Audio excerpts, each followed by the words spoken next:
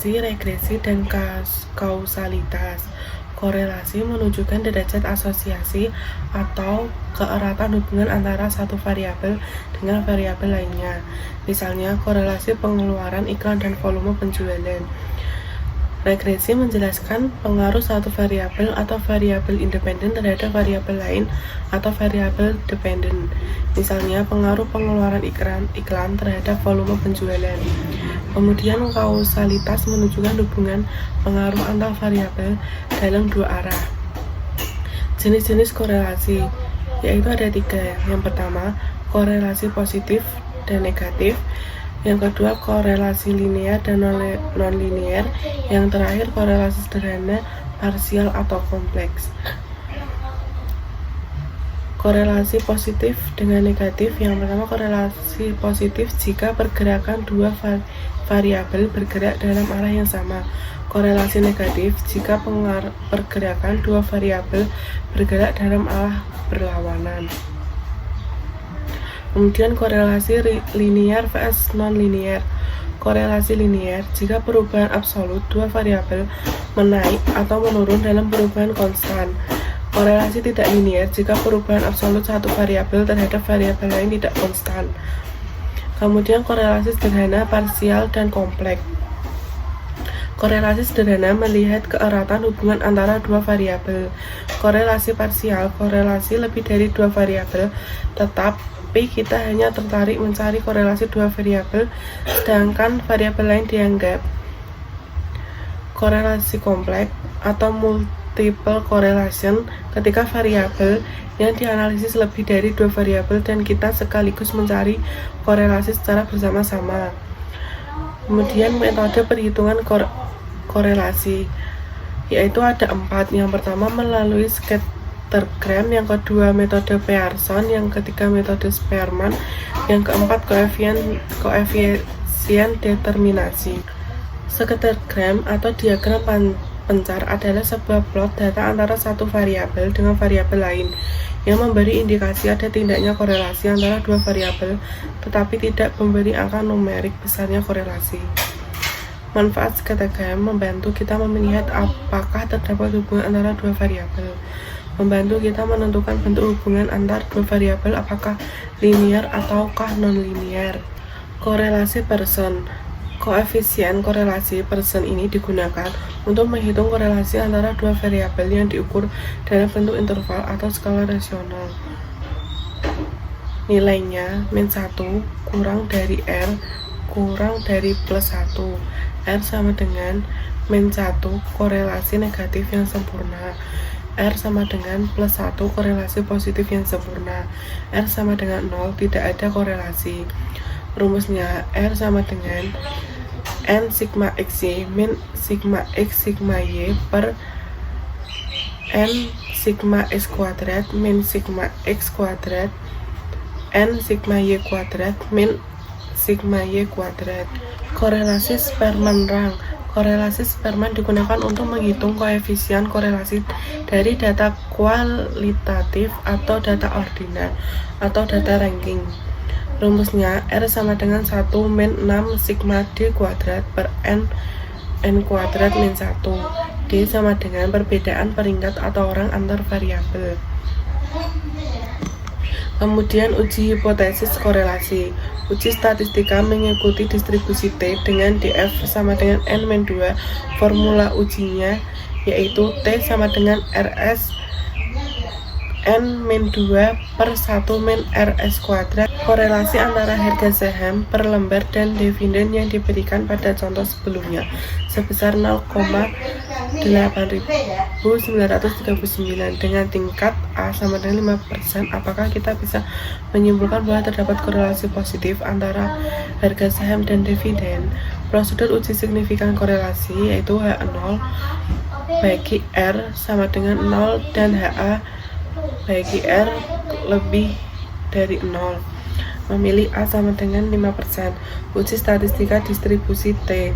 Membuat keputusan nilai T kritis pada uji satu sisi pada A sama 5% dengan DF 10 min 2 sama dengan 8 sebesar 1860. T sama dengan RS akar dari N-2 per 1 min RS kuadrat sama dengan 0,8939 akar dari 10 min 2 per 1 min 0,8939 kuadrat sama dengan 5,64. Kita menolak hipotesis 0 karena T hitung 5,64 lebih besar dari 1860. Dengan demikian bisa disimpulkan bahwa dari sampel yang ada terdapat korelasi positif antara harga saham per lembar dan dividen yang diberikan. Kemudian regresi. Analisis regresi merupakan analisis hubungan antara satu variabel atau variabel dependen dan variabel lainnya atau variabel independen. Jenis hubungan antar variabel, yaitu variabel dependen adalah variabel yang diestimasi berdasarkan nilai variabel lain atau independen. Variabel independen merupakan variabel yang digunakan untuk memprediksi besarnya variabel dependen. Ada dua jenis hubungan, yaitu hubungan positif jika kedua variabel bergerak dalam arah yang sama, hubungan negatif jika kedua variabel bergerak dalam arah yang berlawanan. Scattergram adalah langkah awal untuk menentukan bagaimana jenis hubungan antara variabel dependen dan independen. Kemudian metode least squares. Bentuk persamaan regresi YI sama dengan B0 plus B1 XI plus EI. Y yaitu variabel dependen, X variabel independen, EI variabel gangguan, B0 nilai konstanta atau intercept, B1 sama dengan nilai slope. Garis regresi merupakan prediksi variabel Y. Pertanyaannya, bagaimana mendapatkan garis regresi agar nilai prediksi sedekat mungkin dengan aktualnya? Metode least square adalah metode yang menjamin nilai prediksi bisa sedekat mungkin dengan data aktualnya. Residual adalah perbedaan antara nilai aktual dan nilai prediksi, yang mana E sama dengan residual Y sama dengan aktual dan Y sama dengan nilai prediksi. Berdasarkan konsep residual ini, maka nilai prediksi bisa sedekat mungkin dengan data aktualnya jika nilai residualnya sekecil mungkin. Metode OLS menjumlahkan jumlah residual kuadrat agar residualnya kecil mungkin. Cara matematis meminimumkan jumlah residual kuadrat sebagai berikut. Sigma E I kuadrat sama dengan sigma Y I min Y topik kuadrat. Meminimumkan jumlah residual kuadrat dengan cara melakukan turunan atau diferensial parsial tersebut terhadap B0 dan B1, yaitu sebagai berikut. A per AB0 sigma Y I min B0 min BI X I kuadrat sama dengan min 2 sigma Y I min BO min BI X I sama dengan 0. Kemudian A per AB1 sigma Y1 min B0 min B1 XI kuadrat sama dengan min 2 sigma XI Y I min BO min BI B1 XI sama dengan 0. Dan persamaan di atas akan menghasilkan nilai intercept atau A dan slope yang akan menjamin bahwa nilai prediksi variabel dependen sedekat mungkin dengan data aktualnya, yaitu B1 sama dengan N sigma XI YI min sigma XI sigma Y1 per N sigma XI kuadrat min sigma XI kuadrat. B0 sama dengan Y topi min B1 X topi. Hubungan linear antara pengeluaran iklan dan volume penjualan dapat ditulis dalam persamaan regresi sebagai berikut. Y sama dengan B0 plus B1 X plus E. Y adalah volume penjualan atau juta unit dan pengeluaran iklan ya atau juta rep. A. Carilah intercept dan slope garis regresi berdasarkan metode least square. B. Carilah nilai prediksi penjualan. Persamaan garis regresinya dapat ditulis berikut. Y sama dengan 5,0823 plus 0,0986 X. Intercept 5,0823 menunjukkan ketika pengeluaran iklan 0, maka volume penjualan sebesar 5,0823 juta unit. Besarnya slope 0,0986, berarti setiap kenaikan pengeluaran iklan sebesar 1 juta rupiah, maka volume penjualan akan naik sebesar 0,0987 juta unit atau 98.700 unit. Nilai prediksi penjualan dapat dicari dengan memasukkan nilai pengeluaran iklan di dalam persamaan regresi. Misalnya, bila pengeluaran iklan 1000 juta, penjualan aktualnya 100 juta unit, sedangkan prediksinya Y-Topi sama dengan 5,0823 plus 0,0986 kali 1000 sama dengan 103,7189. Kemudian standar error of estimate. Nilai prediksi sempurna jarang terjadi. Ukuran ketetapannya prediksi disebut dengan standar error of estimate. Standar error of estimate ini mengukur persebaran nilai aktual terhadap nilai prediksi yang berada pada garis regresi. Standar error of estimate ini dapat dicari dengan menggunakan formula sebagai berikut. SYX sama dengan akar dari sigma Y min Y-Topi kuadrat per N min 2. Kembali ke regresi volume penjualan atas dasar besarnya pengeluaran iklan.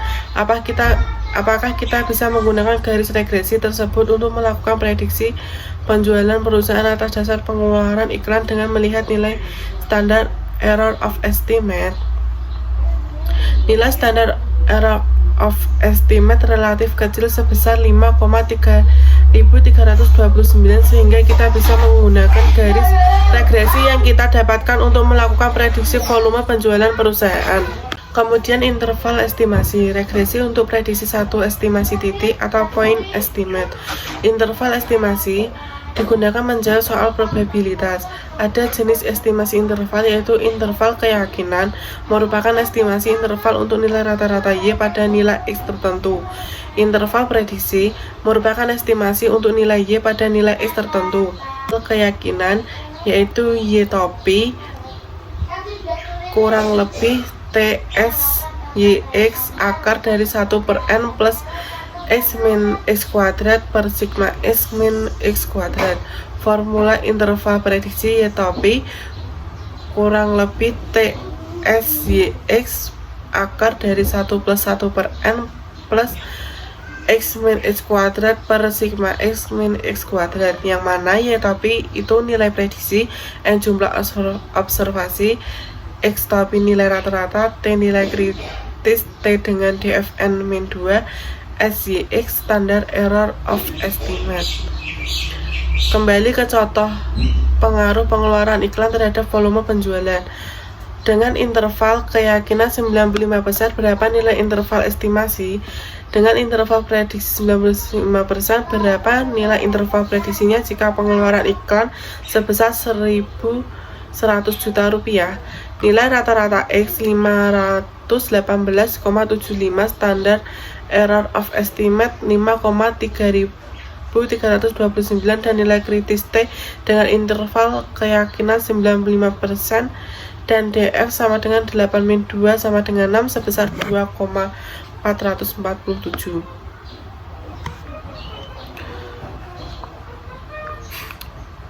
Sebel 113,5825 kurang lebih 2000,447 5,3329 sama dengan akar dari 1 per 8 plus 100 min 518,75 per 687,5 sama dengan 113,5825 kurang lebih 4,6298. Interval estimasi antara 108,9527 min 118,2123. Interval prediksi antara 99,7359 min 127,4291. Standar error of coefficient. Kesalahan standar koefisien mengukur ketepatan estimator OLS. Formula standar error koefisien sebagai berikut. var kurung buka B0 sama dengan sigma X I kuadrat per N sigma X I kuadrat A kuadrat. SE B0 sama dengan akar var B0 sama dengan akar dari X I kuadrat per N X I kuadrat A kuadrat. Var B1 sama dengan A kuadrat per sigma X I kuadrat. SE B1 sama dengan akar dari var B1 sama dengan akar dari A kuadrat per sigma S I kuadrat. var adalah varian, SE adalah standar error koefisien, X sama dengan X min, S kuadrat sama dengan, dan O kuadrat dicari dengan menggunakan formula sebagai berikut. O kuadrat sama dengan sigma E I kuadrat min per N min K. N sama dengan jumlah observasi, K jumlah koefisien regresi. Koefisien determinasi atau R kuadrat. Ukuran kebaikan garis regresi disebut dengan koefisien determinasi yang mengukur presentasi total variasi Y yang dijelaskan oleh variabel independen X. Variasi total terdiri variasi karena bergaris regresi dan variasi residual. I min Y topi sama dengan Y topi I sama dengan Y topi plus YI plus YI topi. Penjumlahan kuadrat variasi total ini disebut total sum of squares. Penjumlahan kuadrat variasi regresi disebut explaning sum of square. Penjumlahan kuadrat variasi residual disebut residual sum of square. TSS sama dengan ESS plus RSS. Sigma Y1 min Y kuadrat sama dengan sigma Y topi I sama min Y kuadrat plus sigma YI min YI topi kuadrat. Koefisien determinasi R kuadrat sama dengan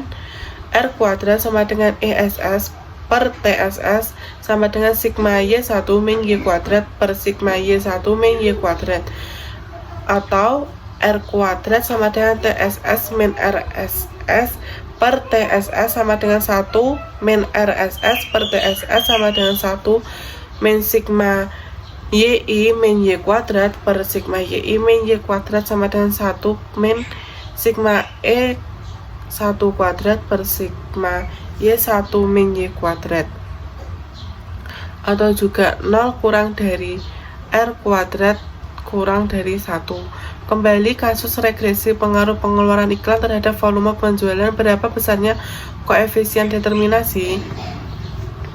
R kuadrat sama dengan 1 min sigma Y min Y kuadrat per sigma Y 1 min Y kuadrat sama dengan 1 min 170,6394 per 6637,5000 sama dengan 1 min 0,0257 sama dengan 0,9743. Dengan R kuadrat sama dengan 0,9743 berarti variasi volume penjualan dijelaskan oleh variasi pengeluaran iklan sebesar 97,43%. Sisanya sebesar 2,57% dijelaskan oleh variabel lainnya.